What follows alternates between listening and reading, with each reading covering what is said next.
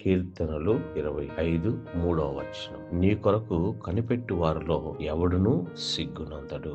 ఆయన వెతుకు వారు నిశ్చయముగా ఆయన్ను కనుగొందురు. ఏ మతమైనా, ఏ ప్రాంతమైనా, ఏ భాష అయినా యథార్థముగా వెతికితే వారు నిశ్చయముగా ఆయనను కనుగొందురు.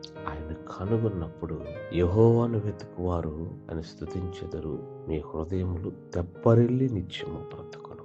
ఆయన కనుగొన్నప్పుడు మన హృదయము తెప్పరిల్లుతుంది. ప్రతి కన్నీరు, వేదన, గలిబిలి, అశాంతి, అవిశ్వాసము అన్నీ పోయి మన హృదయము తెప్పరిల్లుతుంది. యథార్థముగా ఆయన సన్నిధిలో మోకరించి హృదయంను కుమ్మరించి ఆయన మనం వెతికితే ఆయన ముఖ కాంతి మనకు ప్రకాశింపచేసి తన సన్నిధి కాంతిని మనకు అనుగ్రహించి మన హృదయములను తెప్పరిల్ల చేస్తాడు. మనకు విశ్వాసము కలుగును, మనకు ఆదరణ కలుగును.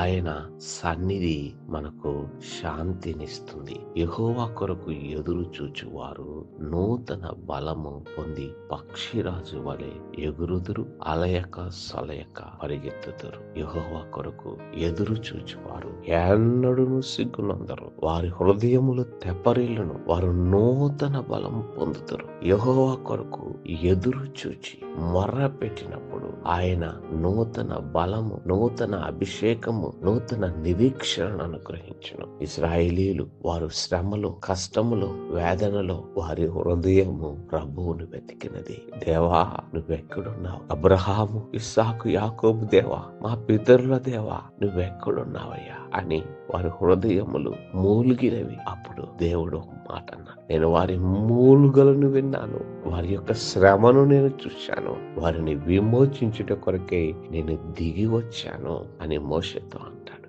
ఆయన వెతుకువారు ఆయన కనుగొందరు. ఆయన నిశ్చయముగా కనికరిస్తాడు. ఆయన దర్శనమిస్తాడు. మన హృదయములను తెప్పరిల్ల చేస్తాడు.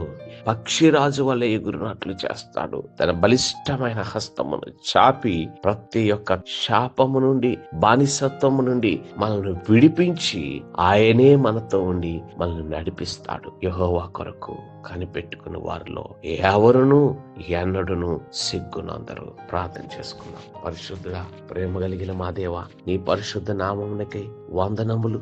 నీ కొరకు కనిపెట్టువారు సిగ్గునందరు ప్రభువా.